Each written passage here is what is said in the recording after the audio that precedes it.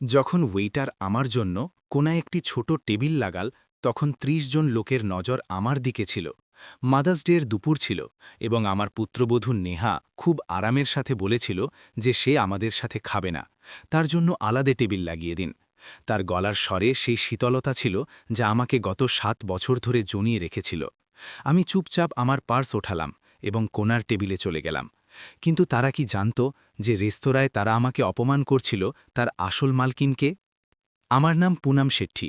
আমি ৭৪ বছরের এবং চণ্ডীগড়ের সেক্টর ২২-এ থাকি।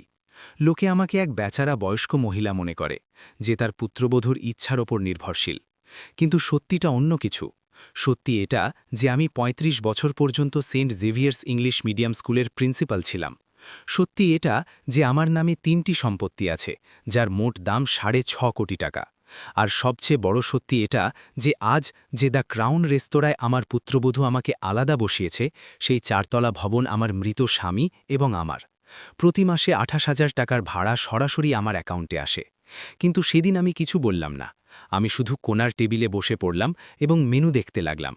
কারণ আমি জানতাম যে যখন বিলের সময় আসবে তখন সবার সামনে সত্যিটা ফাঁস হবে, এবং ততক্ষণ পর্যন্ত আমি ধৈর্যের সাথে অপেক্ষা করতে পারতাম। কারণ ৭ বছরে আমি অনেক কিছু সহ্য করেছি এবং এখন আর মাত্র কয়েক ঘন্টার ব্যাপার ছিল। যদি আপনিও এটা শুনতে চান যে আমি আমার সম্মান কিভাবে ফিরে পেলাম, তবে ভিডিওটি লাইক করুন এবং চ্যানেলটি সাবস্ক্রাইব করতে ভুলবেন না। কারণ এই গল্পটি প্রতিটা সেই মহিলার জন্য যার মনে হয় যে তার কাছে আর কিছুই অবশিষ্ট নেই। কিন্তু আগে আপনাকে শুরু থেকে বলতে হবে কিভাবে আমি এক সম্মানিত প্রিন্সিপাল নিজেরই পুত্রবধূর হাতে এত লাচার হয়ে গেলাম, এবং কিভাবে আমি চুপচাপ ধীরে ধীরে সব কিছুর প্রস্তুতি নিলাম। আমার বিয়ে ৪৯ বছর আগে হয়েছিল। আমার স্বামীর নাম হরবংশ সিং শেট্টি ছিল। তিনি পাঞ্জাব ন্যাশনাল ব্যাংকে ম্যানেজার ছিলেন। আমরা দুজনেই মধ্যবিত্ত পরিবারের ছিলাম। সেই দিনগুলোতে সেক্টর ২২-এ ছোট ছোট বাড়ি থাকত। আমরা ৮০-র দশকে একটা 2 বিএইচকে ফ্ল্যাট কিনেছিলাম ১৫,০০০ টাকায়। আজ তার দাম ৭৫ লাখ। হরবংশ খুব বুঝদার মানুষ ছিলেন। তিনি সব সময় বলতেন, পুনাম, প্রপার্টি আসল সুরক্ষা। টাকা আসে যায়, কিন্তু জমি বাড়ি তোমাকে কখনো ধোকা দেয় না। তিনি ৯০-এর দশকে যখন সেক্টর ১৭-তে দ্য ক্রাউন রেস্তোরাঁ খুলছিল, তার ভবনে ৪৫ লাখ লাগিয়েছিলেন সাইলেন্ট পার্টনার হিসাবে। রেস্তোরাঁ চালাত অন্য কেউ, কিন্তু বিল্ডিং আমাদের ছিল, এবং সেই পেপার্স হরবংশ আমার নামে করিয়েছিলেন। তোমার নামে থাকুক পুনাম, আমার কিছু হয়ে গেলে তোমাকে কারো কাছে হাত পাততে হবে না। কত ভেবেচিন্তে তিনি সবকিছু করেছিলেন, কিন্তু ভাগ্যের অন্য কিছুই মঞ্জুর ছিল। ৯ বছর পরে হরবংশের কিডনির অসুখ হয়ে গেল। ডায়ালিসিস শুরু হলো।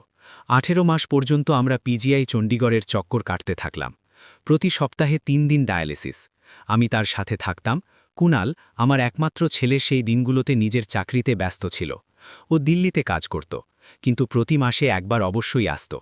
হরবংশের শরীর দিন দিন খারাপ হতে লাগল। তার ওজন ২০ কেজি কমে গেল। যে মানুষটা কখনো ৬ ফুট লম্বা এবং মজবুত ছিল, সে এক দুর্বল ছায়া হয়ে গেল। আমি তাকে খাবার খাওয়াতাম, ওষুধ দিতাম, রাত জেগে থাকতাম। স্কুল থেকে ছুটি নিয়েছিলাম আমি। সারা দুনিয়াটা হরবংশের বিছানার পাশে এসে ছোট হয়ে গিয়েছিল। এক রাতে বর্ষার মরশুম ছিল। ও আমাকে বলল, পুনাম, আমি জানি যে আমার সময় ঘনিয়ে এসেছে, কিন্তু তোমার চিন্তা করার দরকার নেই।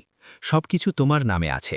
ফ্ল্যাট, সেক্টর ১৮-র দোকান এবং সেক্টর ১৭-র বিল্ডিং, এফডিও আছে, এলআইসিও আছে। তুমি আরামে থেকো। আমি তার হাত ধরেছিলাম। আপনি কেন এমন কথা বলছেন? আপনি ঠিক হয়ে যাবেন। কিন্তু ও হেসেছিল। আমি ঠিক আছি পুনাম, কারণ আমি জানি যে তুমি সামলে নেবে। তুমি ৩৫ বছর পর্যন্ত প্রিন্সিপাল ছিলে। তুমি জানো কিভাবে সবকিছু সামলাতে হয়। শুধু কুনালের খেয়াল রেখো, ও এখনও বাচ্চা। কুনাল সেই সময় ৩৫ বছরের ছিল, কিন্তু হরবংশের জন্য ও সব সময় বাচ্চাই ছিল। ৩ মাস পরে এক শুক্রবার সকালে হরবংশ শেষ নিঃশ্বাস নিলেন। ডায়ালিসিসের পর তার হার্ট বন্ধ হয়ে গেল। ডাক্তাররা অনেক চেষ্টা করলেন, কিন্তু শরীর সঙ্গ ছেড়ে দিয়েছিল। আমি স্তম্ভিত হয়ে গিয়েছিলাম। ৪৭ বছরের বিবাহিত জীবন ছিল আমাদের। রোজ সকালে আমি তাকে চা বানিয়ে দিতাম, রোজ সন্ধ্যায় তার সাথে বারান্দায় বসতাম। এখন হঠাৎ সবকিছু খালি হয়ে গিয়েছিল। শেষকৃত্যে পুরো সেক্টর জমা হয়েছিল। হরবংশ সবার প্রিয় ছিলেন। কুনাল সব কাজ সামলাল। আমি শুধু চুপচাপ বসে থাকলাম। ১৩ দিনের ক্রিয়াকর্ম হল। আত্মীয়রা এলো গেল, এবং তারপর সবাই নিজের নিজের জীবনে ফিরে গেল, আর আমি একা থেকে গেলাম। সেই দিনগুলোতে আমি বুঝতে পারতাম না যে দিন কিভাবে কাটাবো। সকালে উঠতাম তো হরবংশের চা বানানোর অভ্যাসে জেগে উঠতাম। তারপর মনে পড়ত যে এখনও নেই। রান্নাঘরে দাঁড়িয়ে কেঁদে ফেলতাম। পাশের বাসার সুশীলা মাসি এসে আমাকে সামলাত। পুনম বেটি, তোমাকে সাহস রাখতে হবে। তোমার ওপর এখন এই ঘর আছে। কিন্তু ঘর কি? শুধু একটা খালি ফ্ল্যাট ছিল। কুণাল দিল্লি চলে গিয়েছিল নিজের চাকরিতে। ও প্রতি সপ্তাহে ফোন করত, মা তুমি ঠিক আছো, কিছু লাগবে? না বাবা, সব ঠিক আছে। আমি সবসময় এটাই বলতাম। ওকে নিজের কষ্টের কথা কেন বলবো? ধীরে ধীরে আমি নিজেকে সামলালাম, স্কুল আবার জয়েন করলাম, বাচ্চাদের মাঝে সময় কাটতে লাগল। সন্ধেগুলো এখনও সবচেয়ে কঠিন ছিল, যখন হরবন্সের চেয়ারটা খালি দেখাত। কিন্তু আমি শিখে নিয়েছিলাম একা থাকতে। হরবন্স যা বলেছিল তা সত্যি ছিল। সব কিছু আমার নামে ছিল, ফ্ল্যাটের কাগজ, সেক্টর 18-র দোকানের পেপার্স, সেক্টর 17-র দ্য ক্রাউন রেস্তোরাঁর বিল্ডিংয়ের ডকুমেন্টস, সব কিছু আমার নামে। এফডি ছিল পিএনবিতে 60 লাখ টাকার, যা থেকে প্রতি বছর 4.5 লাখ সুদ আসত। পেনশন ছিল স্কুল থেকে 20,000 টাকার এবং 3টি সম্পত্তি থেকে ভাড়া। ফ্ল্যাট থেকে 18,000, দোকান থেকে 25,000 এবং রেস্তোরাঁ বিল্ডিং থেকে 28,000। সব মিলিয়ে প্রতি মাসে প্রায় 1 লাখ টাকার আয় ছিল আমার, কিছু না করেই। আমি আরামে থাকতে পারতাম, কিন্তু আমি কাজ করা জারি রাখলাম। রিটায়ারমেন্ট পর্যন্ত প্রিন্সিপাল হয়ে থাকলাম, কারণ বাচ্চাদের পড়ানো আমি পছন্দ করতাম এবং কারণ খালি বসে থাকলে মাথায় আরও বেশি চিন্তা আসত। এভাবেই 3 বছর কেটে গেল। কুণালের চাকরি দিল্লিতে ভালোই চলছিল। ও এক টেক কোম্পানিতে প্রজেক্ট ম্যানেজার ছিল, ভালো স্যালারি ছিল। বছরে 3-4 বার চণ্ডীগড় চলে আসত, আমরা দুজন একসাথে থাকতাম কিছুদিন। ও নিজের বাবার স্মৃতি শুনত, আমি রান্না করতাম। আর তারপর একদিনও ফোন করল, মা আমি একটি মেয়েকে ডেট করছি, তাকে বিয়ে করতে চাই। আমি খুশি হলাম। কেও? কোথাকার? দিল্লিরই, নাম নেহা, খুব ভালো মেয়ে। মা তোমার পছন্দ হলে তাকে নিয়ে এসো, আমি দেখা করতে চাই। পরের মাসে কুণাল নেহাকে নিয়ে এলো।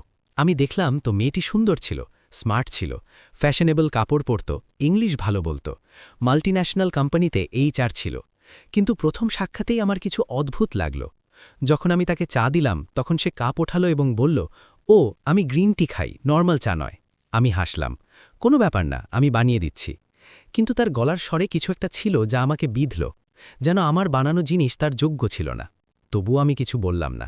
কুণাল খুশি ছিল, শুধু এটাই জরুরি ছিল। বিয়ের প্রস্তুতি শুরু হলো। নেহার বাবার কোনো ছোট কোম্পানিতে পার্টনারশিপ ছিল। মা হাউসওয়াইফ ছিলেন, এক ছোট ভাই ছিল। তারা দিল্লির দ্বারকাতে থাকত, 2 BHK ফ্ল্যাটে। বিয়ে হলো খুব ধুমধাম করে, আমি কোনো কমতি রাখিনি। হরবন্সের এফডি থেকে 20 লাখ বের করলাম এবং বিয়েতে লাগালাম। কুণালকে জামাই বানিয়ে বিদায় করলাম।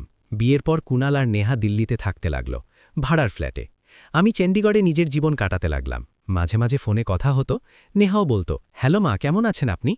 কিন্তু তার গলায় সেই উষ্ণতা ছিল না, যেন ডিউটি পালন করছে। 1 বছর পর আরব জন্মালো, আমার নাতি। আমি দিল্লি গেলাম তাকে দেখতে। ছোট্ট বাচ্চা, একদম কুণালের মতো। আমি তাকে কোলে নিলাম তো মন ভরে এলো। হরবন্স থাকলে কত খুশি হতেন। আমি মাসখানেক দিল্লিতে থাকলাম নেহার সাহায্য করার জন্য। রান্না করতাম, বাচ্চাকে সামলাতাম, ঘরের পরিষ্কার পরিচ্ছন্নতা করতাম। নেহা অফিস যেতে থাকল। সে 1 মাসের ম্যাটারনিটি লিভ নিয়েছিল, তারপর আবার জয়েন করে নিল। সেই দিনগুলোতে আমার মনে হলো যে হয়তো নেহা আর আমি কাছাকাছি আসব, কিন্তু এমনটা হলো না। সে সবসময় ব্যস্ত থাকত, নিজের ফোনে লেগে থাকত, কখনো আমাকে কিছু জিজ্ঞেস করত না। একদিন আমি তাকে আরফকে দুধ খাওয়াতে দেখলাম, বাচ্চা কাঁদছিল। আমি বললাম, বা এইভাবে ধরো, আরামে খাবে। নেহা আমার দিকে এমনভাবে তাকালো যেন আমি কোনো অপরাধ করে দিয়েছি। মা আমি জানি কিভাবে করতে হয়, আপনি প্লিজ। সে বাকি কথা বলল না, কিন্তু মানে পরিষ্কার ছিল, যেন আমি নাক না গলাই। আমি চুপ হয়ে গেলাম। আমার মন খারাপ হয়ে গেল, কিন্তু কিছু বললাম না। কুণালকে বিরক্ত করতে চাইছিলাম না। মাসের শেষে আমি চণ্ডীগড় ফিরে এলাম এবং এখান থেকেই আসল সমস্যা শুরু হলো। কুণাল আর নেহার মধ্যে কথা হতে লাগল। নেহা চাইছিল যে তারা চণ্ডীগড় এসে আমার সাথে থাকুক। আপনার মা একা, আর আমাদের ভাড়াও বেঁচে যাবে, প্লাস আরবের দেখাশোনার জন্য তিনি থাকবেন। কুণাল আমাকে জিজ্ঞেস করল, মা আপনি কি চাইবে যে আমরা এসে আপনার সাথে থাকি? আমি কি বলতাম? আমার নাতি আমার কাছে থাকুক, কুণাল কাছে থাকুক, আমি তো এটাই চাইছিলাম। হ্যাঁ বাবা, চলে এসো, তোমাদেরই ঘর। তোরা চলে এলো। কুণাল চণ্ডীগড়েই চাকরি খুঁজে নিল, একটা ভালো কোম্পানিতে। নেহাও কিছু মাস পরে এক MNCতে HR-এর জব পেয়ে গেল। শুরুতে সব ঠিক লাগলো। আরব আমার কাছে থাকত, আমি তাকে খাওয়াতাম।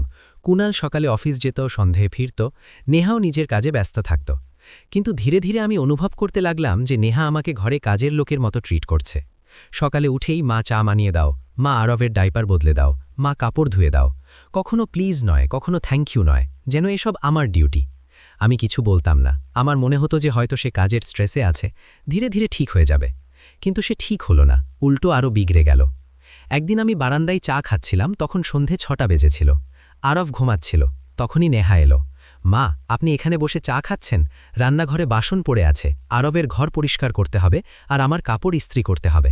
আমি বললাম, মা আমি এখনই করছি, একটু বিশ্রাম নিচ্ছিলাম। বিশ্রাম? আপনার কিসের ক্লান্ত? সারাদিন তো ঘরেই থাকেন। এটা শুনে আমার খুব কষ্ট হলো, কিন্তু আমি চুপ থাকলাম। উঠে রান্নাঘরে চলে গেলাম। এভাবেই দিন কাটতে লাগল। নেহার দাবি বাড়তে লাগল, আমার সম্মান কমতে লাগল। আর তারপর একদিন সে সবচেয়ে বড় কথাটা বলল। সেটা শনিবার সকাল ছিল। কুনাল অফিস গিয়েছিল, কিছু জরুরি কাজ ছিল। নেহা আর আমি ঘরে ছিলাম। আরফ খেলেছিল। নেহা বলল, মা আমাকে আপনার সাথে কিছু কথা বলতে হবে। হ্যাঁ মা, বলো। দেখুন, এখন আরফ বড় হচ্ছে, তার নিজের ঘর চাই, আর আমাদেরও একটা গেস্ট রুম চাই। যখন কোনো আত্মীয় আসবে, তখন আপনি ছোট ঘরটিতে শিফট হয়ে যান। মাস্টার বেডরুম আমরা ব্যবহার করব। মাস্টার বেডরুম, সেটা ছিল যা হরবন্স আর আমার ছিল, যেখানে আমরা ৪৭ বছর কাটিয়েছিলাম, যেখানে হরবন্সের শেষ নিঃশ্বাসের স্মৃতি ছিল। আমার মুখ দিয়ে বেরোল, কিন্তু মা, ওই ঘরটা। মা প্লিজ সেন্টিমেন্টাল হবেন না, এখন তো আঙ্কেল নেই, আপনার একা এত বড় ঘরের কি দরকার?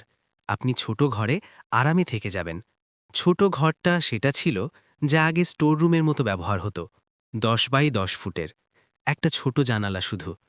কিন্তু আমি বললাম ঠিক আছে, কারণ আমার মনে হলো যে হয়তো এটা ঠিক, ওদের ঘর, ওদের আরাম দরকার। কিন্তু এখন আমি বুঝতে পারছি যে ওটা প্রথম পদক্ষেপ ছিল, আমাকে ধীরে ধীরে ঘরের কোণায় ঠেলে দেওয়ার। আমি আমার জিনিসপত্র ওঠালাম এবং ছোট ঘরে শিফট হয়ে গেলাম। হরবন্সের ছবি, আমাদের বিয়ের ফটো, সব কিছু গুছিয়ে নিয়ে গেলাম। মাস্টার বেডরুম খালি করে দিলাম। নেহা সেই সপ্তাহেই নতুন ফার্নিচার আনল, নতুন খাট, নতুন আলমারি, নতুন পর্দা, যেন সেই ঘর থেকে আমার প্রতিটি চিহ্ন মুছতে চাইছিল। কুনাল কিছু বলল না, তার মনে হয়েছিল যে এটা তো সাধারণ ব্যাপার। কিন্তু আমার জন্য এটা সাধারণ ছিল না, এটা আমার সম্মানের ওপর প্রথম হামলা ছিল, এবং এখনও তো অনেক কিছু বাকি ছিল। তার পরের মাসগুলোতে নেহা আরও পরিবর্তন করা শুরু করল। সে বলল যে রান্নাঘরে নতুন জিনিস চাই, মাইক্রোওয়েভ, ডিশওয়াশার, নতুন ফ্রিজ। মা, আপনার এই পুরনো বাসন এবং জিনিসপত্র এখন কোনো কাজের নয়, সব বদলাতে হবে। কিন্তু মা, এসব তো ঠিক চলছে। মা, আপনি বুঝবেন না, মডার্ন কিচেন চাই।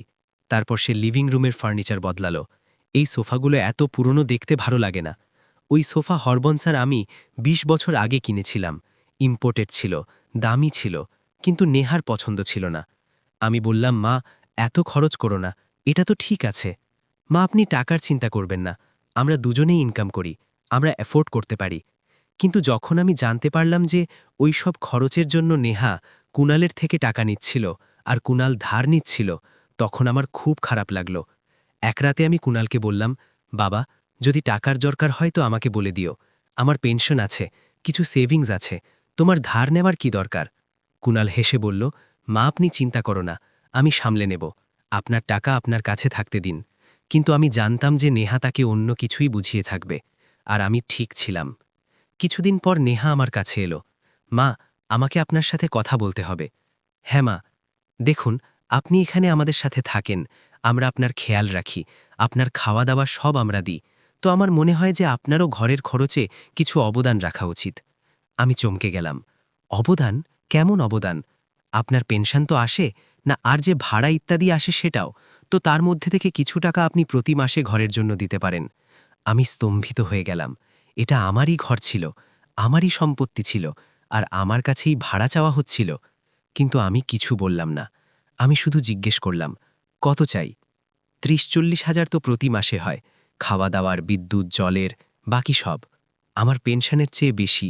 কিন্তু আমি বললাম ঠিক আছে, আমি দিয়ে দেব, কারণ আমার মনে হতো না যে কুনাল এসব জানে, আমার মনে হতো যে এসব নেহার মাথার বুদ্ধি।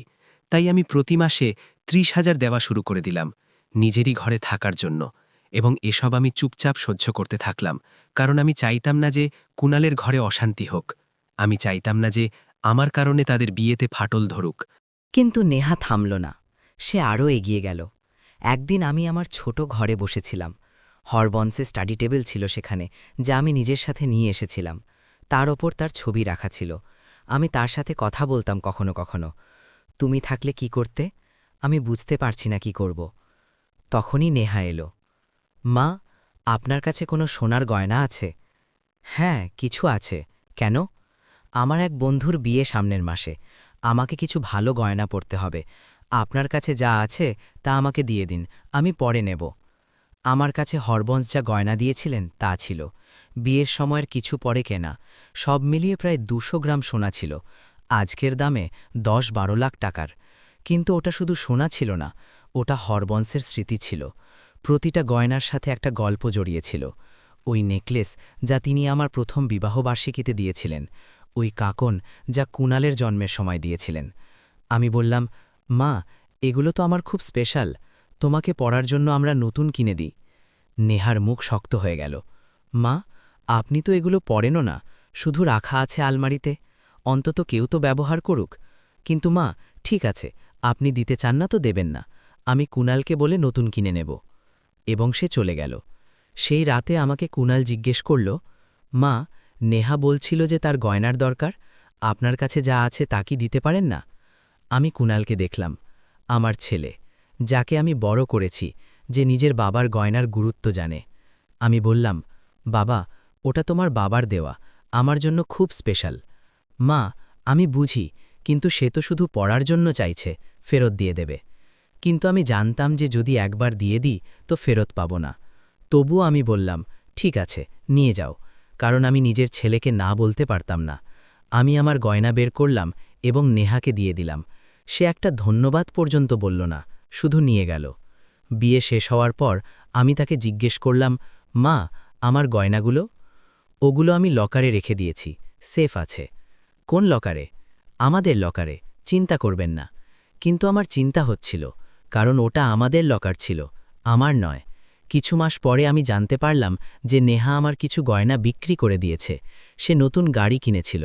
যখন আমি জিজ্ঞেস করলাম তো সে বলল, মা, ওগুলো তো কিছু পুরনো পিস ছিল, যা ঠিক লাগছিল না, আমি বিক্রি করে দিয়েছি। ওগুলোর টাকায় আমি আরও কিছু দরকারি জিনিস নিয়েছি। কিন্তু তুমি আমাকে জিজ্ঞেস পর্যন্ত করলে না। মা, আপনিই তো দিয়েছিলেন, এখন আমার তো আমি যা ইচ্ছা করি। আমি কথা বলতে পারলাম না, শকড ছিলাম। সেই রাতে আমি আমার ছোট ঘরে বসে কাঁদতে থাকলাম, হরবন্সের ছবি দেখতে থাকলাম। তুমি থাকলে এসব হতো না। কিন্তু হরবন্স ছিল না, আর আমি একা ছিলাম। আর তখন আমার মনে হলো যে আমাকে কিছু করতে হবে। আমি এখন আর সহ্য করতে পারছিলাম না। কিন্তু কি করব, কিভাবে করব? তখনই আমার মনে পড়ল যে আমার কাছে কি আছে, প্রপার্টি, এফডি, ভাড়ার আয়, এবং সবচেয়ে বড় কথা, সব কিছু আমার নামে আছে। নেহা জানে না, কুণালও পুরো বিস্তারিত জানে না। আর সেই রাতে আমি সিদ্ধান্ত নিলাম, আমি চুপচাপ সব কিছু নোট করব, আমি অপেক্ষা করব, আর যখন সঠিক সময় আসবে আমি সবাইকে দেখিয়ে দেব যে পুনাম শেঠি কোনো বেচারা বুড়ি নয়। পরের দিন থেকে আমি বদলাতে শুরু করলাম। বাইরে থেকে আমি ওই রকমই থাকলাম, চুপ, সহনশীল, আজ্ঞাবহ। কিন্তু ভেতর থেকে আমি পরিকল্পনা করছিলাম। নেহা আমাকে আরও নিচে নামানো শুরু করল। কিটি পার্টিতে নিজের বান্ধবীদের সামনে বলতো, হ্যাঁ, আমার শাশুড়িও থাকেন আমাদের সাথে, বুড়ো হয়ে গেছেন তো আমরা ভাবলাম যে এখানে রেখে দিই। যেন আমি কোনো বোঝা। পাড়াতেও সে এমন কথা বলতো, আন্টি, আপনি জানেন না বয়স্কদের খেয়াল রাখা কতটা কঠিন, কিন্তু কি করব, আমাদের ডিউটি। আমি শুনতাম আর চুপ থাকতাম, কিন্তু আমার মাথায় সবকিছু জমা হচ্ছিল। তারপর সে আরফকে আমার থেকে দূরে করা শুরু করল। আরফ, ঠাকুমার কাছে যেও না, উনি বুড়ো, পড়ে যাবেন তোমাকে ধরে। আরফ যে আগে আমার কাছে ছুটে আসত, এখন দূরে থাকতে লাগল। সে 6 বছরের হয়ে গিয়েছিল, স্কুলে যেত। নেহা তাকে শিখিয়েছিল যে ঠাকুমার থেকে দূরে থাকো। একদিন আমি আরফকে জড়িয়ে ধরার চেষ্টা করলাম। সে বলল, না ঠাকুমা, মা বলেছে আপনি অসুস্থ থাকেন, আমারও অসুখ হয়ে যাবে। আমার মন ভেঙে গেল, কিন্তু আমি কিছু বললাম না, শুধু হাসলাম এবং বললাম, ঠিক আছে বাবা, তুমি খেলো। আর তারপর সবচেয়ে বড় ধাক্কা লাগল।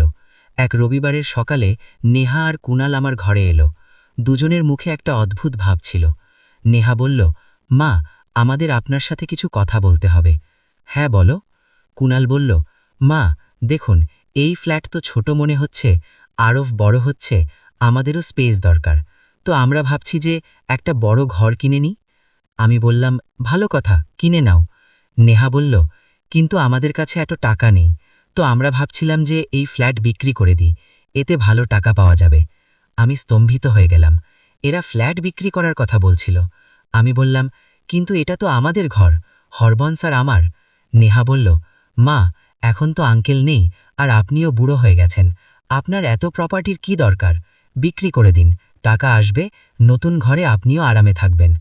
আমি জিজ্ঞেস করলাম, আর টাকার কি হবে? কুনাল বলল, মা, আমরা নতুন ঘর কিনব। আপনার নামে একটা ঘর থাকবে, বাকি আমাদের নামে। একটা ঘর নিজেরই টাকায় কেনা ঘরে?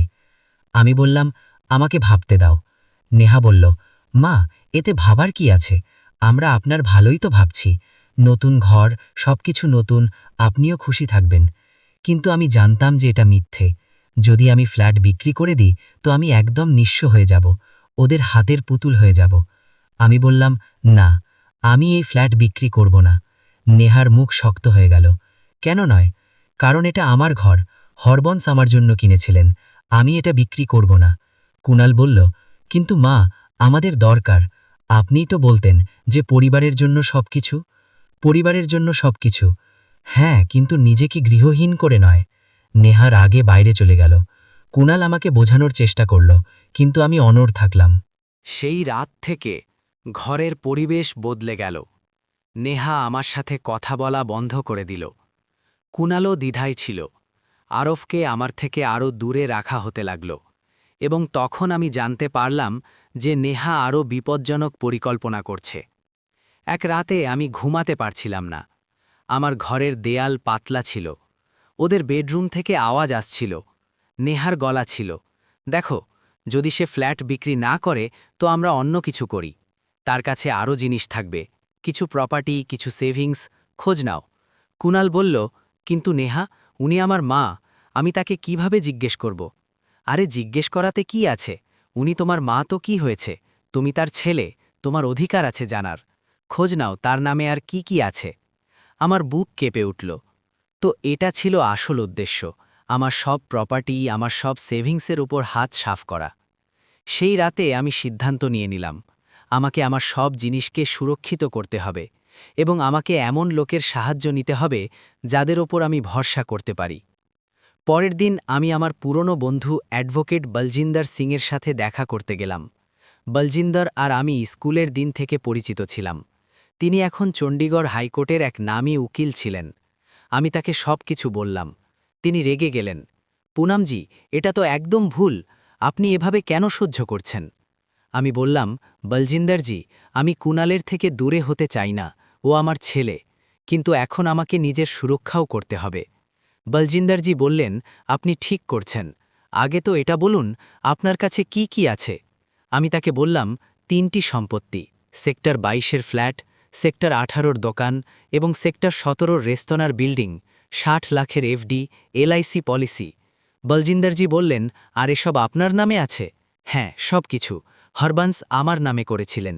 তো চিন্তা করবেন না, কেউ আপনার থেকে কিছু নিতে পারবে না আপনার ইচ্ছা ছাড়া। কিন্তু হ্যাঁ, আপনাকে সাবধান থাকতে হবে, কোথাও ওরা কোনো কাগজে সই করানোর চেষ্টা না করে। ওরা তো করছেই, অনেকবার বলেছে যে কিছু কাগজে সই করে দিই। কোনো কাগজেই সই করবেন না আমাকে না দেখিয়ে, এবং নিজের সব ডকুমেন্টস সুরক্ষিত রাখুন। আমি বললাম, ওগুলো ঘরে আলমারিতে আছে। না, ওগুলো ব্যাংক লকারে রাখুন, নিজের নামের লকার বানান, কাউকে অ্যাক্সেস দেবেন না। আমি তেমনই করলাম। পরের দিন আমি ব্যাংকে গেলাম এবং একটা নতুন লকার নিলাম। নিজের সব দরকারি ডকুমেন্টস সেখানে রেখে দিলাম, প্রপার্টি পেপার্স, এফডির রসিদ, এলআইসির কাগজ, সব কিছু। ঘরে শুধু ফটোকপি রাখলাম, যাতে যদি কেউ দেখে তো আসল কাগজ না পায়। আর তারপর আমি আরও কিছু করলাম। আমি নেহা আর কুনালের কথাবার্তা রেকর্ড করতে শুরু করলাম। যখনই তারা আমাকে কোনো অপমানজনক কথা বলতো, আমি চুপচাপ নিজের ফোনে রেকর্ড করে নিতাম। যখনই তারা আমার কাছে টাকা চাইতো বা কোনো জিনিসের জন্য চাপ দিত, আমি নোট করে নিতাম। আমি একটা ডায়েরি বানালাম, প্রতিটা ঘটনা, প্রতিটা তারিখ, প্রতিটা কথা সব লিখে রাখা হতো। বলজিন্দরজি বলেছিলেন, পুনামজি, যদি কখনো লিগ্যাল অ্যাকশন নিতে হয় তো প্রমাণ খুব কাজে আসবে। তো আমি প্রমাণ জমা করতে থাকলাম, চুপচাপ, ধীরে ধীরে। বাইরে থেকে আমি সেই বেচারা বুড়ি ছিলাম যে সব কিছু সহ্য করছিল, কিন্তু ভেতর থেকে আমি প্রস্তুতি নিচ্ছিলাম, নিজের লড়াইয়ের প্রস্তুতি। নেহা জানত না যে যেই মহিলাকে সে অবলা মনে করছে সে ৩৫ বছর পর্যন্ত স্কুল চালানো প্রিন্সিপাল ছিল, যে শত শত বাচ্চাকে সামলেছে, যে জানে যে কিভাবে লোকেদের সাথে ডিল করতে হয়। আর সবচেয়ে বড় কথা, সে জানত না যে আমার কাছে কি আছে। মাস গড়িয়ে গেল, নেহার ব্যবহার আরও খারাপ হতে লাগল। একদিন আমি রান্নাঘরে খাবার বানাচ্ছিলাম। নেহা এলো আর বলল, এটা কি বানাচ্ছেন? রাজমা চাল। আমার পছন্দ নয়, আমি বাইরে থেকে কিছু আনাই। কিন্তু মা, আমি তো সবার জন্য বানিয়েছি, তো আপনি খেয়ে নিন। আমি খাবো না, আর আরফকেও খাওয়াবেন না, ওর অ্যালার্জি হয়ে যায় আপনার খাবার থেকে। এটা মিথ্যা ছিল, আরবের কোনো অ্যালার্জি ছিল না, কিন্তু নেহা এমনভাবে বলছিল যেন আমার খাবার বিষ হোক। সেই দিন আমি একা খাবার খেলাম, কুনালও অফিসে ছিল। নেহা পিৎজা আনাল এবং আরবের সাথে খেল। আমি চুপচাপ নিজের ঘরে গেলাম এবং আমি আরও একটা ঘটনা আমার ডায়েরিতে লিখে দিলাম। তারপর সোসাইটির লোকেদের সামনেও নেহা আমাকে নিচে নামানো শুরু করল। একদিন লিফটে আমরা দুজন ছিলাম এবং পাশের বাসের 2 আন্টিও। তারা আমাকে জিজ্ঞেস করল, পুনমজি, আপনি কেমন আছেন? আমি বলতেই যাচ্ছিলাম যে নেহা মাঝখানে বলল, আন্টি, আপনি জানেন না, বয়স্কদের কানে কম শোনা যায়, আপনি জোরে বলুন। আমি কানে কম শুনতাম না, কিন্তু নেহা এমনভাবে বলল যেন আমি বাইরের কেউ। আরও একদিন যখন আমি মর্নিং ওয়াকে যাচ্ছিলাম, তো নেহা আমাকে বলল, মা, আপনি এত সকালে কোথায় যাচ্ছেন? পড়ে গেলে কে ওঠাবে? আমি রোজ মর্নিং ওয়াকে যেতাম গত 30 বছর ধরে, কখনো পড়িনি। কিন্তু নেহা এমনভাবে বলল যেন আমি একদম লাচার। এমন ছোট ছোট কথা দিয়ে সে আমাকে ভাঙার চেষ্টা করছিল, আমার আত্মবিশ্বাস কমানোর চেষ্টা করছিল। কিন্তু আমি ভাঙিনি, আমি শক্ত হয়ে থাকলাম, কারণ আমি জানতাম যে আমার সময় আসবে। এবং তারপর সেই দিন এলো যখন নেহা সবচেয়ে বড় ভুল করল। সে আমার সই নকল করার চেষ্টা করল। একদিন আমার কাছে ব্যাংক থেকে ফোন এলো, ম্যাডাম, আপনি নিজের এফডি ভাঙার ফর্ম পাঠিয়েছেন? আমি চমকে গেলাম। না, আমি কোনো ফর্ম পাঠাইনি, কিন্তু এখানে আপনার সই আছে। আমি এক্ষুনি আসছি। আমি সঙ্গে সঙ্গে ব্যাংকে পৌঁছালাম। ম্যানেজার আমাকে ফর্ম দেখালো, সেখানে আমার নামের সই ছিল, কিন্তু ওটা আমার ছিল না, কেউ নকল করেছিল। আমি বললাম, এটা আমার সই নয়। ম্যানেজার বলল, ম্যাডাম, আমাদেরও সন্দেহ হয়েছিল, এজন্যই আমরা আপনাকে ফোন করলাম। এটা তো জালিয়াতি, আপনি পুলিশে অভিযোগ করুন।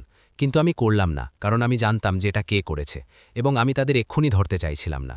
আমি ঘরে এলাম, নেহা ঘরে ছিল। আমি তাকে জিজ্ঞেস করলাম, মা, তুমি আমার ব্যাংকের কাগজ দেখেছ? না তো, কেন? এমনিই জিজ্ঞেস করছিলাম। কিন্তু আমি জানতাম যে ও মিথ্যা বলছে। সে আমার আলমারি খুঁজেছে, ফর্ম বের করেছে এবং নকল সই করেছে। কিন্তু সে জানত না যে আসল ডকুমেন্টস আমার কাছে নেই, ওগুলো ব্যাংক লকারে সুরক্ষিত আছে। আমি সাথে সাথে বলজিন্দার জিকে ফোন করলাম এবং সব কিছু বললাম। তিনি বললেন, পুনমজি, এটা তো গম্ভীর ব্যাপার, এটা ফ্রড, আপনি চাইলে পুলিশে কেস করতে পারেন। আমি বললাম, না, এখন নয়, আমি অপেক্ষা করব, সঠিক সময়ে সব কিছু একসাথে মেটাবো। আপনি ঠিক ভাবছেন, প্রমাণ জমা করতে থাকুন। তো আমি ওই ফর্মটাও রেখে দিলাম, ব্যাংক থেকে কপি নিয়ে নিলাম, আরও একটা প্রমাণ। এবং আমি অপেক্ষা করতে থাকলাম ধৈর্যের সাথে। এখন পর্যন্ত আপনি বুঝতে পেরেছেন যে আমার পরিস্থিতি কতটা খারাপ ছিল, কিন্তু আসল খেলা এখন শুরু হতে চলেছে। যদি আপনি জানতে চান যে আমি কিভাবে এই সব কিছুর হিসাব চুকিয়েছি, তবে ভিডিও শেষ পর্যন্ত অবশ্যই দেখবেন। মাস গড়িয়ে গেল, নেহার অত্যাচার বাড়তে থাকল, কিন্তু আমি সবকিছু চুপচাপ সহ্য করতে থাকলাম এবং নোট করতে থাকলাম। একদিন সে বলল, মা, এখন আপনি এত বুড়ো হয়ে গেছেন, আপনার ডাক্তারের কাছে যাওয়া উচিত, চেক আপ করানো উচিত। আমি একদম সুস্থ ছিলাম, কিন্তু ও আমাকে অসুস্থ দেখাতে চাইছিল। মা, আমি ঠিক আছি। না মা, আপনার মনে থাকে না কিছুই, ভুলে যাওয়ার রোগ হয়ে গেছে আপনার, ডাক্তারকে দেখান। এটাও মিথ্যা ছিল। আমার স্মৃতিশক্তি একদম ঠিক ছিল, আমি প্রতিটা জিনিস মনে রাখতাম, প্রতিটা অপমান, প্রতিটা জবরদস্তি, প্রতিটা ধোঁকা। কিন্তু নেহা চাইছিল যে আমাকে মেন্টালি আনফিট প্রমাণ করুক, যাতে সে আমার প্রপার্টি দখল করতে পারে। আমি ডাক্তারের কাছে চেক আপ করালাম, রিপোর্ট এলো, আমি একদম সুস্থ ছিলাম, শারীরিক এবং মানসিক দুইভাবেই। কিন্তু নেহা ওই রিপোর্ট লুকিয়ে ফেলল এবং লোকেদের বলতে লাগলো, হ্যাঁ, মাজির অ্যালঝাইমার হয়ে গেছে, বেচারি কিছু মনে থাকে না। আমি ওই মেডিকেল রিপোর্টের কপি নিয়ে নিলাম এবং নিজের কাছে রেখে দিলাম, আরও একটা প্রমাণ। তারপর একদিন নেহা বলল, মা, আমার মনে হয় আপনার ওল্ড এজ হোমে শিফট হয়ে যাওয়া উচিত, সেখানে আপনার ভালো দেখাশোনা হবে। Old age home? আমার নিজের ঘর থেকে আমাকে বের করে?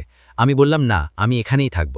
কিন্তু মা, সেখানে আপনার মতো আরও লোক থাকবে, আপনার একাকিত্ব লাগবে না। আমি কোথাও যাব না। নেহার আগে বাইরে চলে গেল। সেই রাতে কুনাল আমার সাথে কথা বলল, মা, নেহা ঠিক বলছে, আপনি সেখানে ভালো সুবিধা পাবেন। বাবা, এটা আমার ঘর, আমি এখান থেকে কোথাও যাব না। কিন্তু মা, কুনাল, তোমার বাবাই ঘর আমার জন্য বানিয়েছিলেন, আমি এখানেই থাকব। কুনাল চুপ হয়ে গেল, হয়তো তার নিজের বাবার কথা মনে এলো। কিন্তু নেহা মানল না। সে একটা ওল্ড এজ হোমের ব্রোশিওর এনে আমার সামনে রেখে দিল। দেখুন কত ভালো জায়গা, এসি রুম, ভালো খাবার, সব কিছু। আমি ওই ব্রোশিওর ছিঁড়ে দিলাম। নেহার রাগ হলো, আপনি এত জেদি কেন? কারণ এটা আমার ঘর এবং আমাকে কোথাও যেতে হবে না। আর তখন নেহা ওই কথাটা বলল যা শেষ পেরেক প্রমাণিত হলো, আপনার ঘর, আপনি তো শুধু একটা বোঝা আমাদের ওপর। আমরা আপনাকে রাখছি, খাবার দিচ্ছি, এটা আপনার দয়া নয়। আমি চুপ থেকে গেলাম। কিন্তু সেই রাতে হারবান্সের স্টাডিতে বসে তার ছবির সামনে আমি সিদ্ধান্ত নিয়ে নিলাম, ব্যাস, আর নয়, এবার আমি এদের শিক্ষা দেব। আর তারপর কিছুদিন পর এলো মাদার্স ডে। নেহা বলল, মা, মাদার্স ডে আছে, আমরা সবাই মিলে রেস্তোরাঁ যাচ্ছি, দ্য ক্রাউন রেস্তোরাঁ, সেক্টর 17তে। খুব ভালো জায়গা। আমি হাসলাম। দ্য ক্রাউন আমারই বিল্ডিং। ঠিক আছে চলো। নেহা নিজের 10 জন বান্ধবীকে ডাকল, তাদের স্বামী এবং বাচ্চারাও এলো, সব মিলিয়ে 12 জন এবং আমি। আমরা সবাই রেস্তোরাঁ পৌঁছালাম। রবিবারের দুপুর ছিল, রেস্তোরাঁ ভর্তি ছিল, অন্তত 30 জন আরও ছিল। নেহা ওয়েটারকে বলল, আমাদের 13 জন লোকের টেবিল চাই। ওয়েটার বলল, জি ম্যাডাম, এই নিন। কিন্তু যখন আমিও বসতে লাগলাম তো নেহা বলল, না, উনি আলাদা বসবেন। ওয়েটার চমকে গেল। ম্যাডাম, নেহা উঁচু গলায় বলল, উনি আমাদের সাথে খায় না, ওর জন্য আলাদা টেবিল লাগিয়ে দিন কোনায়। পুরো রেস্তোরাঁয় লোকেরা আমাদের দিকে তাকাতে লাগল। 30 জোড়া চোখ আমার ওপর ছিল। নেহার বান্ধবীরা একে অপরকে দেখল, কেউ হাসার চেষ্টা করল, কেউ সহানুভূতি দেখালো, কিন্তু নেহার মুখ শক্ত ছিল। তাড়াতাড়ি করুন, কোনায় টেবিল লাগান। ওয়েটার আমার দিকে তাকালো, তার চোখে লজ্জা ছিল, কিন্তু তাকে নিজের কাজ করতে হতো। সে কোনায় একটা ছোট টেবিল লাগালো। ম্যাডাম, আপনি এখানে বসুন। আমি উঠলাম চুপচাপ, বিনা কিছু বলে, এবং ওই কোনার টেবিলে গিয়ে বসে পড়লাম। পুরো রেস্তোরাঁ আমাকে দেখছিল, লোকেরা ফিসফিস করছিল, দেখো ওই বুড়ো মহিলাকে আলাদা বসিয়ে দিয়েছে, কত লজ্জার কথা, মাদার্স ডেতে এমন ব্যবহার। কিন্তু নেহার কোনো ফাঁক পড়ছিল না। ও নিজের বান্ধবীদের সাথে হেসে হেসে কথা বলছিল। হ্যাঁ, আজকাল তো বয়স্কদের সামলানো খুব কঠিন হয়ে গেছে, কিন্তু কি করব, আমাদের দায়িত্ব। তার বান্ধবীরা হ্যাঁতে হ্যাঁ মেলাচ্ছিল, কিন্তু কিছুর চোখে আমি প্রশ্ন দেখলাম। আমি চুপচাপ মেনু দেখতে লাগলাম। ওয়েটার আমার কাছে এলো। ম্যাডাম, কি নেবেন আপনি? এক সাদা ডাল ভাত আর এক মিক্সড ভেজ। ব্যাস। জি ম্যাডাম।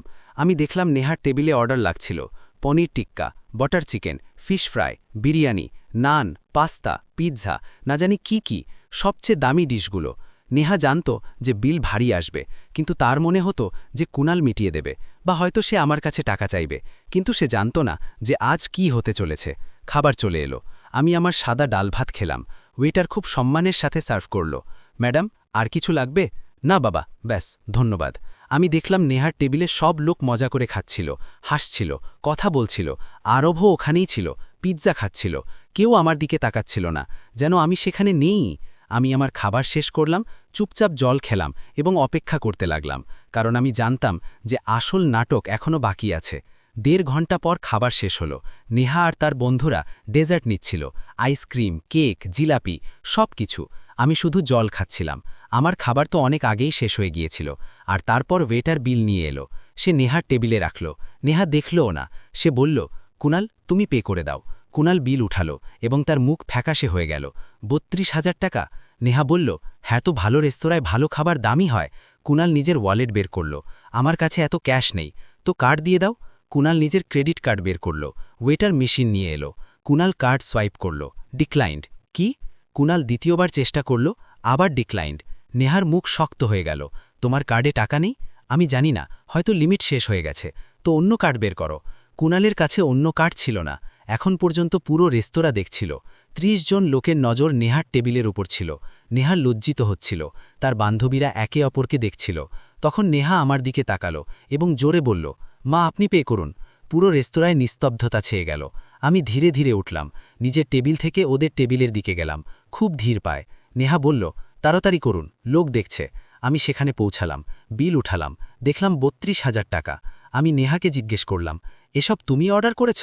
হ্যাঁ, তো মাদার্স ডে আছে, সেলিব্রেট করছি, আপনি পে করুন। আমি কুনালকে দেখলাম, আমার ছেলেকে, যে লজ্জায় নজর নিচু করে দাঁড়িয়েছিল। আমি জিজ্ঞেস করলাম, বাবা, তোমার মনে হয় আমাকে এই বিল মেটানো উচিত? কুনাল কিছু বলল না। নেহা বলল, মা প্লিজ, লোক দেখছে, লজ্জিত করবেন না। আমি বললাম, লজ্জিত? আমাকে? তারপর আমি ওয়েটারকে দেখলাম। সে সেই ছেলে ছিল যে আমাকে কোনায় বসিয়েছিল, কিন্তু এখন তার চোখে অন্য কিছু ছিল। আমি তাকে জিজ্ঞেস করলাম, বাবা, তোমার নাম কি? রাজীব ম্যাডাম, রাজীব। আমাকে তোমার ম্যানেজারের সাথে কথা বলতে হবে। জি ম্যাডাম। ও ম্যানেজারকে ডাকতে গেল। নেহা ঘাবড়ে গেল। মা, আপনি কি করছেন? ব্যাস বিল পে করুন। আমি কিছু বললাম না, শুধু অপেক্ষা করলাম। ম্যানেজার এলো। তার নাম ছিল রাজ মালহোত্রা। 45 বছরের স্মার্ট লোক। সে আমাকে দেখল এবং ঝুঁকে নমস্কার করল। পুনম ম্যাডাম, আপনি এখানে? আপনি জানাননি যে আপনি আসছেন? আমি নিজেই আপনাকে সেবা করতাম। পুরো রেস্তোরাঁ চমকে গেল। নেহার মুখ হাঁ হয়ে গেল। আমি বললাম, রাজ, এ আমার ছেলের বউ নেহা, এবং এ আমার ছেলে কুনাল। রাজ তাদের দিকে তাকালো। নমস্কার। নেহা কথা বলতে পারছিল না, তার মুখ ফ্যাকাশে হয়ে গিয়েছিল। আমি বললাম, রাজ, এরা আজ আমাকে কোনায় বসিয়েছে, আলাদাভাবে। কারণ এরা আমার সাথে খায় না। রাজের চেহারা কঠোর হয়ে গেল। কি ম্যাডাম, আমার খুব আফসোস হচ্ছে। যদি আমি জানতাম তবে আমি কখনোই। কোনো ব্যাপার না রাজ, তোমার দোষ নয়। তুমি তো জানতে না আমি কে। তারপর আমি নেহার দিকে ফিরে বললাম, কিন্তু এদের জানা উচিত। নেহার গলা কাঁপছিল। মানে আমি রাজকে বললাম, রাজ, এদের বলে দাও এই রেস্তোরাঁ কার। রাজ উঁচু গলায় পুরো রেস্তোরাঁয় গম গম করে বলল, এই বিল্ডিংটি পুনম শেঠি ম্যাডামের, উনি এর মালিক। আমরা ওনাকে প্রতি মাসে ৮,০০০ টাকা ভাড়া দিই। পুরো রেস্তোরাঁয় নিস্তব্ধতা নেমে এলো। ৩০ জন লোক যারা আমাকে কোনায় একা খেতে দেখেছিল, এখন তারা সদমে ছিল। নেহার বান্ধবীরা একে অপরের দিকে তাকাচ্ছিল। তাদের চোখে মুখে অবিশ্বাস। কুনাল স্তব্ধ হয়েছিল। মা, এই বিল্ডিং তোমার? আমি বললাম, হ্যাঁ বাবা, তোমার বাবা ২০ বছর আগে কিনেছিলেন, আমার নামে। নেহার মুখ পুরোপুরি সাদা হয়ে গিয়েছিল, তার হাত কাঁপছিল। আমি রাজকে বললাম, রাজ, এদের বিল মৌকুফ করে দাও আমার তরফ থেকে। জি ম্যাডাম, অবশ্যই। তারপর আমি নেহাকে বললাম, নাও, বিল আমি মিটিয়ে দিয়েছি, এখন তোমাকে আর লজ্জায় পড়তে হবে না। নেহা কিছু বলতে পারল না, শুধু দাঁড়িয়ে রইল। আমি বললাম, কিন্তু একটা কথা মনে রেখো, পরের বার যখন তুমি কাউকে ছোট করার কথা ভাববে, আগে এটা অবশ্যই জেনে নেবে যে সামনের জনের কাছে কি আছে। তারপর আমি ঘুরলাম, পুরো রেস্তোরাঁর মাঝ দিয়ে মাথা উঁচু করে সম্মানের সাথে বেরিয়ে গেলাম। পেছন থেকে নেহার কান্নার আওয়াজ আসছিল, তার বান্ধবীরা ফিসফিস করছিল। কুনাল লজ্জায় মাটিতে মিশে যাচ্ছিল। কিন্তু আমার কোনো কিছুতে কিছু আসছিল না, কারণ এটা তো শুধু শুরু ছিল। আমি বাড়ি পৌঁছলাম, নিজের ঘরে গেলাম, হরবংশের ছবির সামনে বসে পড়লাম। এবার অনেক হয়েছে, কাল থেকে আমি সব ঠিক করব। এবং পরের দিন সোমবার সকালে আমি বলবিন্দারজির অফিসে গেলাম। বলবিন্দারজি, এখন সময় এসে গেছে, আমি সব কিছু আইনি উপায় সেটেল করতে চাই। বলবিন্দারজি হাসলেন। আমি অপেক্ষা করছিলাম পুনমজি, বলুন কি করতে হবে। আমি বললাম, সবার আগে আমি আমার সমস্ত সম্পত্তির পুরোপুরি সুরক্ষা চাই, কেউ যেন আমার লিখিত অনুমতি ছাড়া কিছু না করতে পারে। এটা তো আগে থেকেই আছে, সব কিছু আপনার নামে। কিন্তু আমি আরও কিছু করতে চাই। আমি চাই নেহাকে বাড়ি থেকে বের করে দেওয়া হোক। ওই ফ্ল্যাট আমার, এবং আমি আমার বাড়িতে শান্তি চাই। বলবিন্দারজি বললেন, এটা একটু কঠিন, কারণ কুনাল আপনার ছেলে। তবে হ্যাঁ, আপনি নোটিশ দিতে পারেন যে যদি সে আপনার সাথে থাকতে চায় তবে নেহাকে তার ব্যবহার বদলাতে হবে। না, আমি নোটিশ চাই না, আমি ওদের বের করে দিতে চাই। বলবিন্দারজি আমার ডায়েরি দেখলেন, রেকর্ডিং শুনলেন, সব প্রমাণ দেখলেন।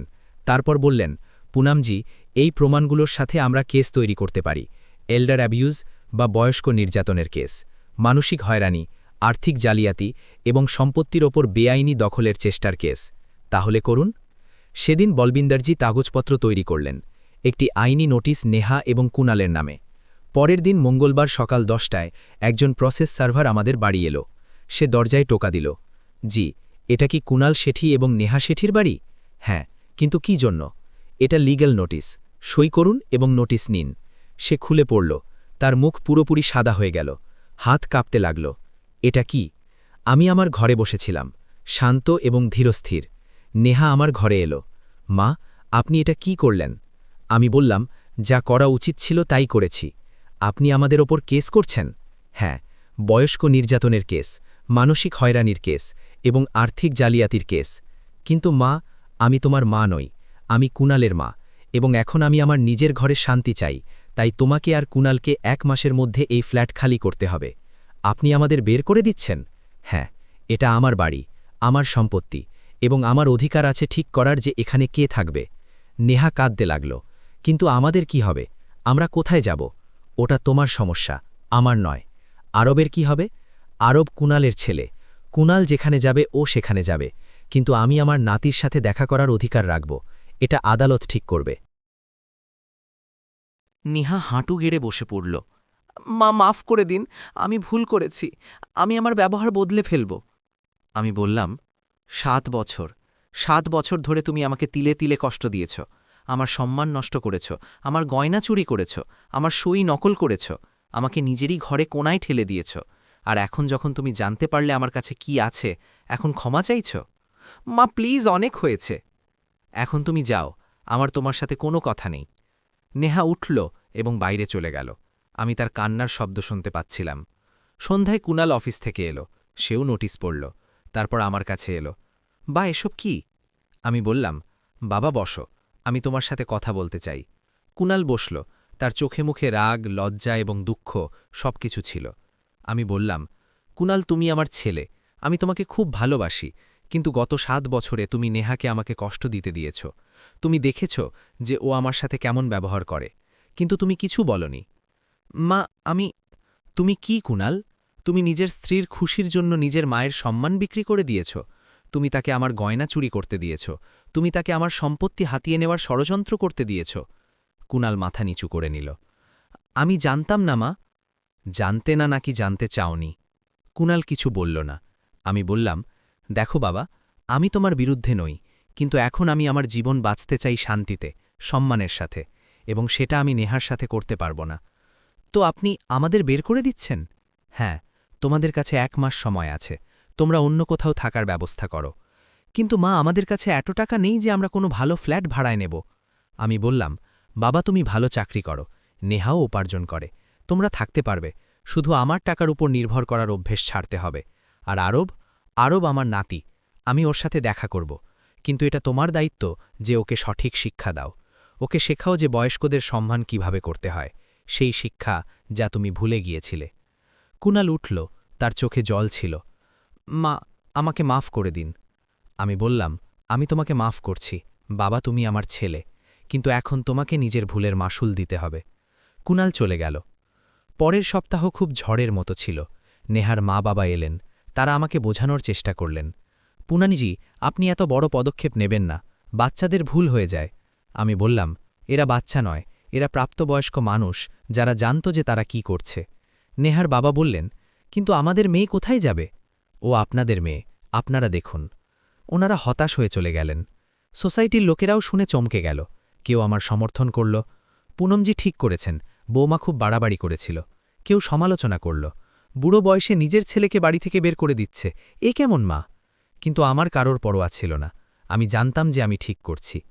তারপর পুলিশও তদন্ত শুরু করল, কারণ আমার অভিযোগে আর্থিক জালিয়াতির উল্লেখ ছিল। ব্যাংক সেই ফর্ম তদন্তের জন্য দিল, যার ওপর নকল সই ছিল। ফরেন্সিক এক্সপার্ট নিশ্চিত করলেন যে ওই সই নকল। পুলিশ নেহাকে জিজ্ঞাসাবাদ করল, সে প্রথমে তো অস্বীকার করল, তারপর ভেঙে পড়ল এবং সত্যি বলে দিল, হ্যাঁ, আমি ওই সই করেছিলাম, কিন্তু আমার উদ্দেশ্য ধোঁকা দেওয়া ছিল না, আমি তো শুধু। কিন্তু আইনের চোখে উদ্দেশ্য মানে রাখে না, কাজ মানে রাখে। পুলিশ কেস রেজিস্টার করল, নেহার বিরুদ্ধে জালিয়াতি এবং জালিয়াতির কেস। এখন নেহার ওপর ক্রিমিনাল কেস ছিল, তার চাকরি বিপদে পড়ে গেল, তার কোম্পানি তাকে সাসপেন্ড করে দিল। তদন্ত চলাকালীন তার বান্ধবীরা তার থেকে দূরত্ব তৈরি করে নিল। কিটি পার্টির গ্রুপ থেকে তাকে বের করে দেওয়া হলো। আমরা কোনো অপরাধীর সাথে থাকতে পারি না। সোসাইটির লোক তার সাথে কথা বলা বন্ধ করে দিল। চুরি করা মেয়ে মানুষ নিজেরই শাশুড়ির সাথে প্রতারণা করেছে। নেহার সামাজিক পতন হল। যে মহিলা কখনো অহংকার করে বেড়াত, এখন লজ্জায় ঘরে লুকিয়ে থাকত। কুনালের চাকরিতেও প্রভাব পড়ল, তার কোম্পানিতে সবাই জেনে গেল, ইয়ার কুনালের বউ তার মায়ের সাথে প্রতারণা করেছে, পুলিশ কেস হয়েছে। কুনালের প্রমোশন আটকে গেল, তার সহকর্মীরা তার থেকে দূরত্ব বজায় রাখল। 1 মাস কেটে গেল। কুনাল এবং নেহাকে ফ্ল্যাট খালি করতে হল। তারা সেক্টর 34-এ একটি ছোট 2 বিএইচকে ভাড়ায় নিল। কিছু টাকা মাসিক ভাড়া। তাদের সমস্ত চাকচিক্য শেষ হয়ে গেল। নতুন গাড়ি বিক্রি করতে হলো ঋণ শোধ করার জন্য। দামি কাপড়, আসবাবপত্র সবকিছু বিক্রি করতে হলো। এখন তারা একটি সাধারণ মধ্যবিত্ত পরিবারের মতো থাকতে লাগল। সংগ্রাম করতে করতে নেহার চাকরি চলে গেল। কেসের কারণে কেউ তাকে কাজে নিচ্ছিল না। এখন সে ঘরে বসেছিল, ছোট ফ্ল্যাটে, যেখানে কোনো কাজের লোক ছিল না, কোনো আরাম ছিল না। তাকে এখন নিজেকেই রান্না করতে হতো, পরিষ্কার করতে হতো, বাচ্চার দেখাশোনা করতে হতো। ওই সব কাজ যা সে আমাকে দিয়ে করাতো, এখন নিজেকেই করতে হচ্ছিল। কুনাল একদিন আমাকে ফোন করল, মা, আমি কি আরফকে নিয়ে আসতে পারি? ও আপনার সাথে দেখা করতে চায়। আমি বললাম, হ্যাঁ বাবা, অবশ্যই নিয়ে এসো। কুনাল আরফকে নিয়ে এলো। আরফ বড় হয়ে গিয়েছিল, এখন 7 বছরের ছিল। আমি তাকে জড়িয়ে ধরলাম, কেমন আছে আমার সোনা? আরফ বলল, ঠাকুমা, আমার তোমাকে মনে পড়ে। মা বলতো তুমি অসুস্থ, তাই আমি দেখা করতে পারবো না। আমি বললাম, বাবা, আমি একদম সুস্থ আছি, দেখো, আমি তো দৌড়তেও পারি। আমি একটু দৌড়লাম। আরফ হাসল। তারপর আমি তাকে খাইয়ে দিলাম। রাজমা ভাত তার খুব প্রিয়। গাজরের হালুয়া বানিয়েছিলাম। আরফ খুব খেল। ঠাকুমা, তোমার রান্না সবচেয়ে ভালো। কুনাল চুপচাপ বসেছিল, তার চোখে অনুশোচনা ছিল। যাওয়ার সময় সে বলল, মা, আমাকে মাফ করে দিন, আমি খুব বড় ভুল করেছি। আমি বললাম, কুনাল, আমি তোমাকে আগেই মাফ করে দিয়েছি। তুমি আমার ছেলে, কিন্তু এখন তোমাকে নিজের দায়িত্ব বুঝতে হবে। তোমাকে নিজের পরিবারকে সঠিক পথে আনতে হবে। আমি চেষ্টা করছি মা, নেহাও বদলাচ্ছে। ওর এখন উপলব্ধি হয়েছে যে ও কি ভুল করেছে। ভালো কথা, কিন্তু শুধু উপলব্ধি যথেষ্ট নয়, পরিবর্তন দেখা যাওয়া উচিত। দেখা যাবে মা, আপনি দেখবেন। সময় কাটল। 6 মাস পরে আদালতে শুনানি হল। বলবিন্দারজি আমার সমস্ত প্রমাণ পেশ করলেন। Diary, recording, bank statement, medical report, সব কিছু। নেহার তরফ থেকে কোনো জোরালো ডিফেন্স ছিল না। সে ভুল স্বীকার করল এবং ক্ষমা চাইল। বিচারক বললেন, এটি একটি খুব গুরুত্বপূর্ণ বিষয়। এল্ডার অ্যাবিউজ আমাদের সমাজে বাড়তে থাকা সমস্যা। কিন্তু যেহেতু অপরাধী নিজের ভুল স্বীকার করেছে এবং ভুক্তভোগী নমনীয়তা দেখাতে বলেছেন, আমি সাজায় কিছুটা ছাড় দিচ্ছি। নেহাকে 2 বছরের প্রবেশনে ছাড়া হলো। যদি 2 বছরে কোনো অভিযোগ আসে, তবে তার জেল হবে। সাথে তাকে জনসেবা করতে হবে। বৃদ্ধাশ্রমে প্রতি সপ্তাহে 10 ঘন্টা কাজ করতে হবে। এই সাজা তার জন্য সবথেকে বড় শিক্ষা ছিল। এখন তাকে বয়স্কদের সেবা করতে হবে, ওই বয়স্করা যাদের সে সবসময় বুঝা মনে করত। সম্পত্তির ব্যাপারে আদালত স্পষ্ট করে দিল যে সমস্ত সম্পত্তি পুনম শেঠির। কুনাল বা নেহার কোনো অধিকার নেই, যতক্ষণ পুনমজি নিজে না দেন। আমি স্বস্তির নিঃশ্বাস ফেললাম। এখন আমি আইনিভাবে সুরক্ষিত ছিলাম। মাস গড়িয়ে গেল। আমি আমার ফ্ল্যাটে শান্তিতে থাকতে লাগলাম। সকালে উঠতাম, পুজো করতাম, নাস্তা বানাতাম, তারপর হাঁটতে যেতাম। পার্কে অন্য বয়স্ক মহিলাদের সাথে দেখা করতাম, কথা বলতাম। দুপুরে সুশীলা মাসি আসত। আমরা চা খেতাম, গল্প করতাম। সন্ধ্যায় আমি আমার পুরনো বান্ধবীদের সাথে দেখা করতাম, কখনো ওদের বাড়ি, কখনো আমার বাড়ি। মাসে একবার আমি বলবিন্দারজির সাথে দেখা করতাম। আমার আর্থিক বিষয়গুলো পর্যালোচনা করতাম। আমার আয় সেটাই ছিল 1100 টাকা এবং ভাড়া থেকে। কিন্তু এখন কেউ সেটা ছিনিয়ে নেওয়ার ছিল না। সবকিছু আমার ছিল। আমি যেমন চাই খরচ করি। আমি নিজের খুশির জন্য খরচ করা শুরু করলাম। নতুন কাপড় কিনলাম, বাড়ির মেরামত করালাম, দেওয়ালে নতুন রং করালাম, মাস্টার বেডরুমে আবার শিফট হয়ে গেলাম, হারবাংসের ছবি আবার নিজের জায়গায় লাগালাম, এবং সবচেয়ে বড় কথা, আমি আমার সম্মান ফিরে পেলাম। সোসাইটির লোক এখন আমাকে সম্মানের সাথে দেখত। পুনমজি ঠিক করেছেন। উনি নিজের জন্য দাঁড়িয়ে দেখিয়েছেন যে বয়স্করা অসহায় হয় না। কিছু মহিলা আমার কাছে পরামর্শ নিতে শুরু করলেন। পুনমজি, আমারও বৌমা আমার সাথে এমনটাই করে, আমি কি করব? আমি তাদের পরামর্শ দিতাম, আগে নিজের অধিকারগুলো বোঝো। যা তোমার, তার উপর তোমার অধিকার আছে। কাউকে সেটা ছিনিয়ে নিতে দিও না। আর যদি প্রয়োজন হয়, তবে আইনের সাহায্য নাও। ভয় পেও না। আমার কাহিনী চণ্ডীগড়ে ছড়িয়ে পড়ল। খবরের কাগজেও ছাপা হলো। বয়স্ক মহিলা নিজের অধিকারের জন্য লড়াই লড়লেন এবং জিতলেন। কিছু এনজিও আমাকে ডাকল, পুনমজি আসুন, এবং অন্য বয়স্ক মহিলাদের নিজের অভিজ্ঞতা জানান। আমি গেলাম। আমি আমার কাহিনী শোনালাম। শত শত মহিলা শুনলেন। কারোর চোখে জল ছিল, কেউ হাততালি বাজালো। আমি বুঝে গেলাম যে আমি একা ছিলাম না। হাজার হাজার মহিলা এমন ছিল যারা নিজেরই ঘরে কষ্ট পাচ্ছিল, কিন্তু এখন তারা আশা পেয়েছিল। তারা জেনে গিয়েছিল যে লড়াই করা যেতে পারে। কুনাল এবং নেহার জীবন ধীরে ধীরে বদলাতে লাগল। নেহার বৃদ্ধাশ্রমে কাজ করতে গিয়ে অনেক কিছু শেখা হলো। সে দেখল যে বয়স্করা কতটা একা হয়, কতটা কষ্ট সহ্য করে। একদিন সে এক বয়স্ক মহিলার সাথে কথা বলল, যাকে তার নিজের ছেলে সেখানে ছেড়ে দিয়েছিল। ওই মহিলা বললেন, আমি নিজের ছেলেকে বড় করলাম, পড়ালাম, মানুষ করলাম, আর এখন যখন আমি বুড়ো হয়ে গেলাম, তো সে আমাকে এখানে ফেলে দিল, বলল যে তার কাছে সময় নেই। নেহার চোখে জল এসে গেল। তার নিজের ভুলের উপলব্ধি হল। সে আমার কাছে ক্ষমা চাওয়ার সাহস করল। একদিন সে কুনালের সাথে এলো। মা, আমাকে মাফ করে দিন। আমি খুব বড় ভুল করেছি। আমি আপনাকে খুব কষ্ট দিয়েছি। এখন আমার বুঝে এসেছে যে আমি কতটা খারাপ করেছি। আমি তাকে দেখলাম। তার চোখে মুখে সত্যিকারের অনুশোচনা ছিল। আমি বললাম, নেহা, আমি তোমাকে মাফ করছি, কিন্তু ক্ষমা শুধু শব্দ দিয়ে হয় না। তোমাকে নিজের কাজের মাধ্যমে দেখাতে হবে যে তুমি বদলে গেছ। আমি দেখাবো মা, আমি কথা দিচ্ছি। এবং সে সত্যিই দেখালো। ধীরে ধীরে এখন যখন ও আমার সাথে দেখা করতে আসত, তো সম্মানের সাথে কথা বলতো। মা, আপনার কিছু লাগবে? মা, আপনি কেমন আছেন? মা, আমি আপনার জন্য কিছু বানিয়ে এনেছি। ছোট ছোট জিনিস, কিন্তু সেগুলোর মধ্যে পরিবর্তন দেখা যেত। আরভও এখন নিয়মিত আসতে লাগল। প্রতি সপ্তাহে শনিবার রবিবার আমার কাছে থাকত। আমি তাকে খাওয়াতাম, গল্প শোনাতাম, খেলতে নিয়ে যেতাম। ও এখন আমাকে ভালোবাসত। ঠাকুমা, আমি তোমার সাথে থাকতে চাই। আমি হাসতাম। বাবা, তুমি নিজের মা বাবার কাছে থাকো, কিন্তু ঠাকুমার সাথে দেখা করতে থেকো, সব সময়। ঠাকুমা। কুনালও বদলে গিয়েছিল। এখন সে অনেক বেশি দায়িত্ববান ছিল, নিজের পরিবারকে সামলাচ্ছিল। সে একদিন আমাকে বলল, মা, আমার বাবার কথা খুব মনে পড়ে। ইস, উনি যদি থাকতেন তবে আমাকে সঠিক পথ দেখাতেন। আমি বললাম, বাবা, তোমার বাবা সব সময় বলতেন যে সম্মান সবকিছু ন পড়ে, টাকার চেয়ে বেশি, আরামের চেয়ে বেশি। তুমি ওনার এই কথাটা মনে রেখো। মনে রাখব মা। এখন আমার জীবন শান্তিতে চলছিল। আমি সকালে উঠতাম, হারব্যাংসের ছবির সামনে প্রদীপ জ্বালাতাম। দেখো, আমি সব সামলে নিয়েছি, যেমন তুমি বলেছিলে। তারপর নিজের দিন শুরু করতাম। পুজো, নাস্তা, হাঁটা, বন্ধুদের সাথে দেখা করা, টিভি দেখা, পড়া, বিকেলে বারান্দায় বসতাম, চা খেতাম, সূর্যকে ডুবতে দেখতাম এবং খুশি থাকতাম, কারণ এখন আমি স্বাধীন ছিলাম, নিজের জীবনের মালিক ছিলাম। নেহার অবস্থা এখন অনেক বদলে গিয়েছিল। তার চাকরি চলে গিয়েছিল, তাই টাকার টানাটানি ছিল। কুণালের বেতনে কোনোভাবে সংসার চলছিল। আগে যে দামি রেস্তোরাঁয় খেত, এখন তাকে বাড়ির সাধারণ খাবার খেতে হতো। আগে যে কিটি পার্টিতে যেত, এখন কেউ তাকে ডাকত না। তার সমস্ত বন্ধু তার থেকে দূরে সরে গিয়েছিল। সোসাইটিতে লোক তাকে দেখলে ফিসফিস করত। ওই যে ও, যে নিজের শাশুড়ির সাথে প্রতারণা করেছিল, পুলিশ কেস হয়েছিল। নেহা মাথা নিচু করে বেরিয়ে যেত। তার মাও তাকে বকেছিলেন, তুমি কি করে দিলে নেহা, এত ভালো শাশুড়ি ছিলেন, ওনার সাথে এমন আচরণ করলে? নেহার বাবা বলেছিলেন, আমরা তোমাকে এমন সংস্কার দিইনি, লজ্জা হওয়া উচিত তোমার। এখন নেহার রোজ অনুশোচনা হতো, ইস, সে যদি এমনটা না করত। কিন্তু এখন অনেক দেরি হয়ে গিয়েছিল। যা হওয়ার হয়ে গেছে, এখন শুধু নিজের কর্মের মূল্য দিতে হচ্ছিল। 1 বছর কেটে গেল। নেহা তার প্রবেশন পূর্ণ করল। কোনো আর অভিযোগ আসেনি। সে একটি ছোট চাকরি পেল, রিসেপশনিস্টের, 15,000 টাকা মাসিক। আগে যে টাকা সে উপার্জন করত তার চেয়ে অনেক কম, কিন্তু কিছু না থাকার চেয়ে তো ভালো ছিল।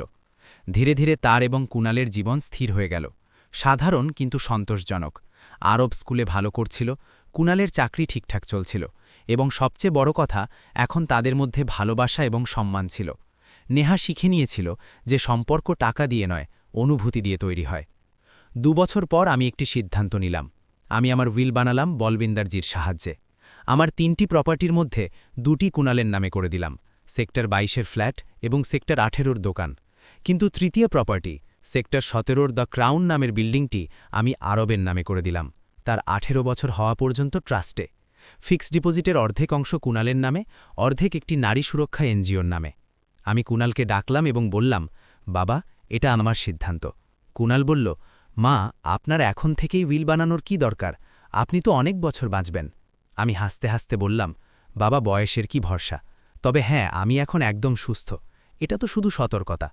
কিন্তু মা, আপনি এত কিছু আমার নামে করে দিলেন। বাবা, তুমি আমার ছেলে, তুমি ছাড়া আমি কাকে দেব? তবে হ্যাঁ, একটা শর্ত আছে। কি শর্ত মা? তুমি নেহাকে সম্মানের সাথে রাখবে এবং আরবকে সঠিক সংস্কার দেবে, তাকে শেখাবে যে বয়স্কদের সম্মান কিভাবে করতে হয়। অবশ্যই মা, আমি কথা দিচ্ছি। আমি তাকে জড়িয়ে ধরলাম, আমার তোমার উপর ভরসা আছে। এবং আজ 3 বছর পর আমি নিজের ফ্ল্যাটে বসে আছি, 77 বছর বয়সে। হরবংশের ছবি আমার সামনে আছে, আমি ওনার সাথে কথা বলছি। দেখো, সব ঠিক আছে। কুণাল শিখে নিয়েছে, নেহা বদলে গেছে, আরব বড় হচ্ছে ভালো সংস্কারের সাথে। এবং আমি খুশি, শান্ত, স্বাধীন। আমার জীবন এখন আমার নিজের। আমি যা চাই করি, কারো ভয় নেই, কারোর পরোয়া নেই। প্রতি মাসে আমার অ্যাকাউন্টে 11 লক্ষ আসে। আমি যেমন চাই খরচ করি, কখনো মন্দিরে দান করি, কখনো গরিব বাচ্চাদের পড়াশোনার জন্য, কখনো নিজের খুশির জন্য নতুন কাপড়, নতুন গয়না। আমার কাছে বন্ধু আছে, পরিবার আছে, সম্মান আছে, এবং সবচেয়ে বড় কথা, আমার কাছে নিজের ওপর বিশ্বাস আছে। আমি জানি যে যদি আবার কখনো কেউ আমাকে ছোট করার চেষ্টা করে, তবে আমি লড়ব এবং জিতব, কারণ আমি শিখে নিয়েছি, ধৈর্য এবং কৌশলে সব লড়াই জেতা যায়। আজ আমি সেই সব মহিলাদের বলতে চাই যারা আমার কাহিনী শুনছেন, যদি আপনিও এমন কোনো মুশকিল পরিস্থিতির মধ্যে দিয়ে যাচ্ছেন, তবে সাহস হারাবেন না। নিজের অধিকারগুলো জানুন, নিজের জিনিসগুলোকে সুরক্ষিত রাখুন, প্রমাণ জোগাড় করুন, এবং যখন সঠিক সময় আসবে তখন লড়ুন। আইন আপনার সাথে আছে, সমাজ আপনার সাথে আছে, শুধু আপনাকে নিজের সাথে থাকতে হবে। এবং মনে রাখবেন, বয়স শুধু একটা সংখ্যা, অভিজ্ঞতা এবং বুঝদারি যে কোনো বয়সে শক্তি হতে পারে। আমি 74 বছরের, কিন্তু আমি নিজের জন্য দাঁড়িয়ে দেখিয়ে দিয়েছি যে বয়স্করা অসহায় হয় না। তো আপনিও দাঁড়িয়ে যান নিজের জন্য, নিজের সম্মানের জন্য, কারণ সম্মানের সাথে বাঁচা প্রত্যেকের অধিকার, তা বয়স যাই হোক না কেন। যদি আপনার আমার কাহিনী পছন্দ হয়ে থাকে, তবে ভিডিওটি লাইক করুন, চ্যানেলটি সাবস্ক্রাইব করুন এবং যদি আপনিও এমন কোনো মুশকিল পরিস্থিতির মধ্যে দিয়ে যাচ্ছেন তবে মনে রাখবেন ধৈর্য এবং কৌশলে